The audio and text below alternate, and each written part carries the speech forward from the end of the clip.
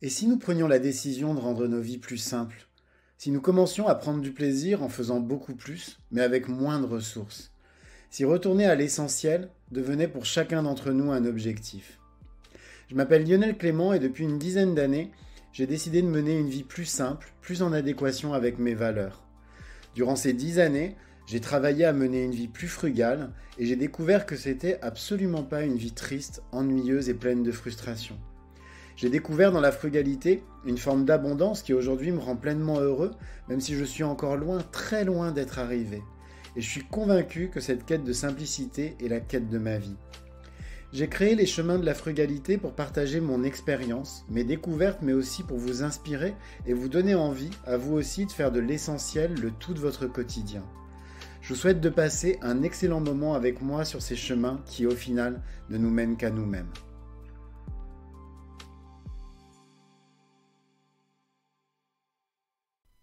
Ça y est, cette semaine autour du pain se termine. Et peut-être que, en fait, ça vous a donné envie de vous lancer.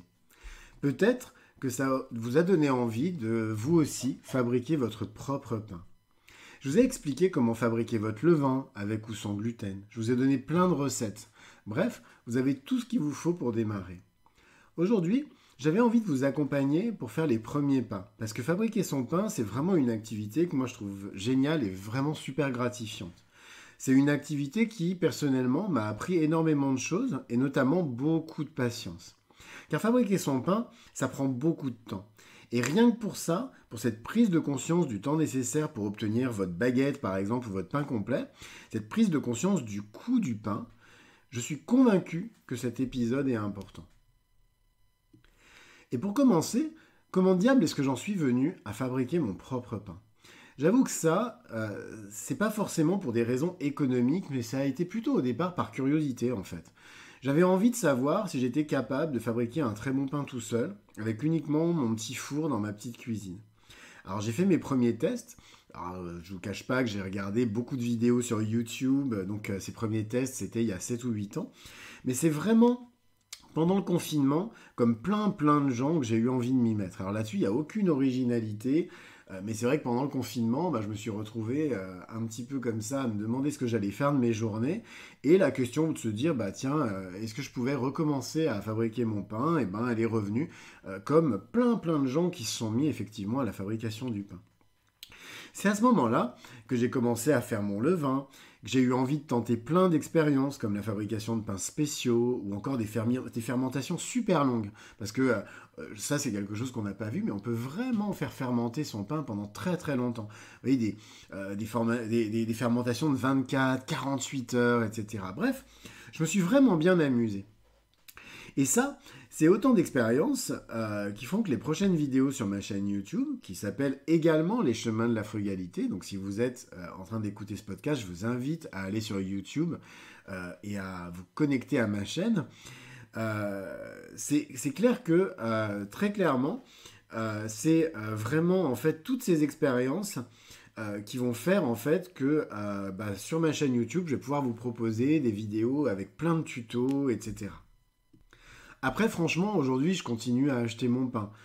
Car moi, j'ai une activité professionnelle à côté. Les chemins de la frugalité, aujourd'hui, c'est simplement un projet personnel, c'est un blog.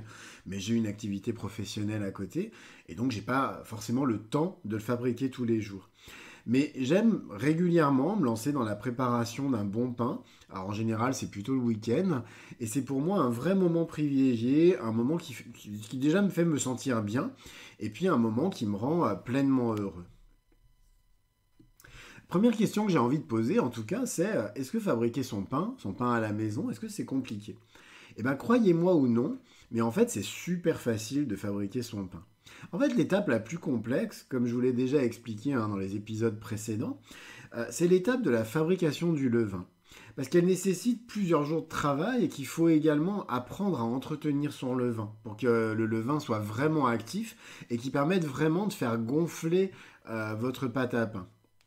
Mais si vous suivez tous mes conseils pas à pas, notamment tous les conseils que je vous donne dans l'épisode 27, vous devriez avoir aucun problème.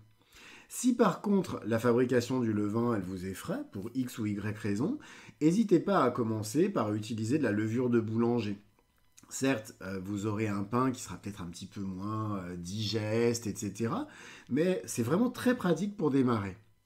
Par contre, utilisez pas directement votre levure de boulanger. Optez pour la fabrication d'une pouliche. Donc ça, je vous l'explique aussi dans l'épisode 27, hein, à savoir un levain de levure qui vous permettra d'obtenir un pain justement plus digeste et un pain surtout qui va se conserver beaucoup plus longtemps. Ensuite, c'est quoi le matériel pour bien fabriquer son pain à la maison? Eh bien, le matériel, il est super simple et c'est certainement du matériel que vous avez déjà dans votre cuisine. Premièrement, vous allez avoir besoin d'un robot pétrisseur pour obtenir une pâte qui soit vraiment homogène. Et puis ça va vous éviter justement tout ce temps de pétrissage à la main, etc.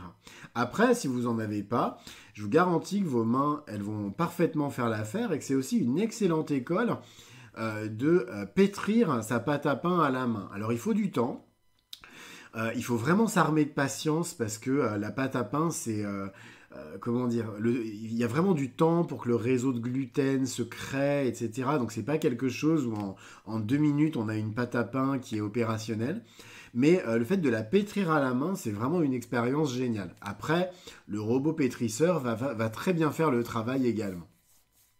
Ensuite, il va vous falloir, et ça c'est un ustensile qui est très simple et que j'aime beaucoup, c'est un saladier avec un couvercle. Pourquoi?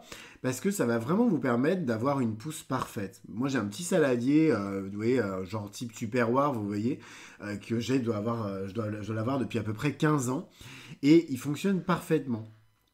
Et je pense que ce saladier avec couvercle, je pense qu'il va m'accompagner pendant encore de très nombreuses années, si c'est pas jusqu'à la fin de ma vie. Mais sinon, un simple saladier avec un torchon, ça suffit. Un torchon justement pour recouvrir votre pâte. Et puis ensuite, il va vous falloir une cocotte en fonte, parce que ça va vous permettre d'obtenir une cuisson parfaite. Ça, c'est vraiment indispensable en boulangerie maison, parce que ça va vous permettre d'une part d'obtenir de super beaux pains. C'est pas évident dans un four, typiquement dans son four traditionnel chez soi, son petit four électrique, chaleur tournante, vous voyez. C'est pas évident d'arriver à avoir une cuisson qui soit vraiment complètement homogène.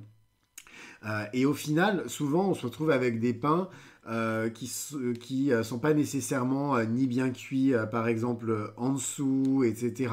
Bref, c'est pas extraordinaire. Avec la cocotte, vous allez vraiment pouvoir obtenir des pains vraiment de très très belle qualité visuelle.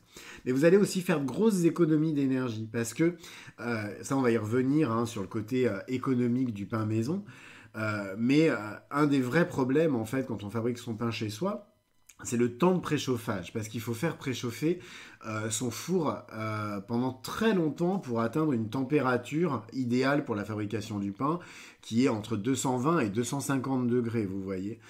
Donc ça veut dire qu'on va peut-être faire préchauffer son four pendant une demi-heure, trois quarts d'heure comme ça, pour arriver à atteindre cette température. Avec la cocotte en fonte, ce qui est génial, c'est que vous partez à froid. Donc à partir de là, il n'y a aucune problématique de préchauffage et ça permet de vraiment obtenir un pain en y passant beaucoup beaucoup moins de temps. Ensuite, la fabrication du pain, est-ce que c'est quelque chose d'économique? Alors moi je le dis, oui, fabriquer son pain c'est super économique. Et c'est aussi pour cette raison que je vous invite à choisir des farines de qualité pour votre pain maison et pas de la farine industrielle. Sinon, je vois vraiment pas l'intérêt de vous lancer si c'est pour fabriquer des produits d'aussi mauvaise qualité que ce qu'on peut trouver en grande surface. Et je crois vraiment que c'est une vraie philosophie à adopter quand on décide de se lancer dans le do-it-yourself en général. Tant qu'à fabriquer des choses, autant fabriquer des choses exceptionnelles et avec des ingrédients ou des belles matières premières, vous voyez. Moi, personnellement, je suis toujours super choqué de voir des gens qui se mettent au do-it-yourself et qui, pour des raisons sans doute économiques en fait, fabriquent des produits avec n'importe quoi.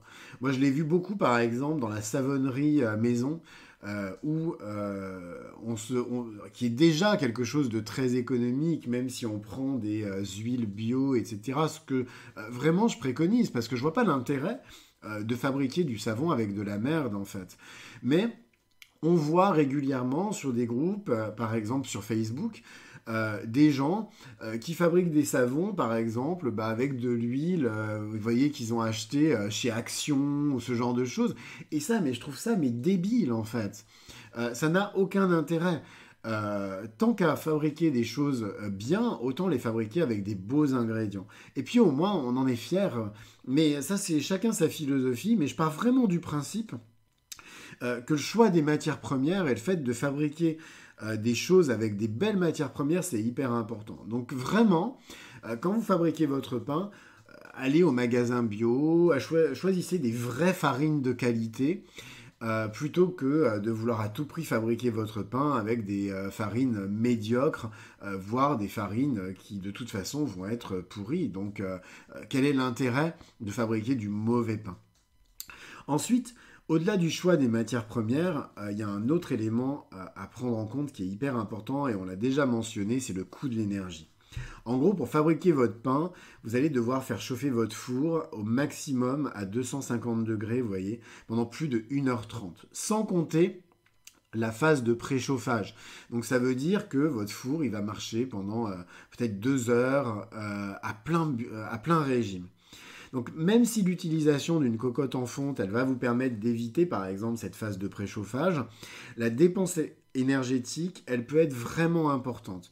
Surtout en ce moment où les coûts de l'énergie s'envolent, c'est vraiment un élément à prendre en compte dans sa fabrication du pain. Moi personnellement, c'est ce qui fait aussi que j'en fabrique moins. J'en fabrique aussi pour le plaisir, mais j'en fabrique aussi beaucoup moins parce que je me dis que tant qu'à faire, autant réduire ma facture énergétique.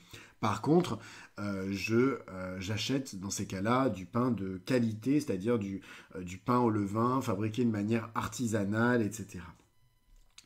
En tout cas, dans les semaines qui viennent, je vais vous proposer des tutos vidéo pour fabriquer votre propre pain avec ou sans gluten.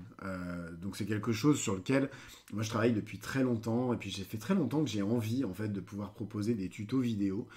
C'est quelque chose que j'ai jamais osé faire parce que je trouvais que c'était compliqué, parce que peut-être que moi aussi j'avais aussi cette espèce de syndrome de l'imposteur, vous voyez, à me dire mais pourquoi est-ce que je suis vraiment légitime à proposer des tutos vidéo sur la fabrication du pain, sur la fabrication du savon, ce genre de choses.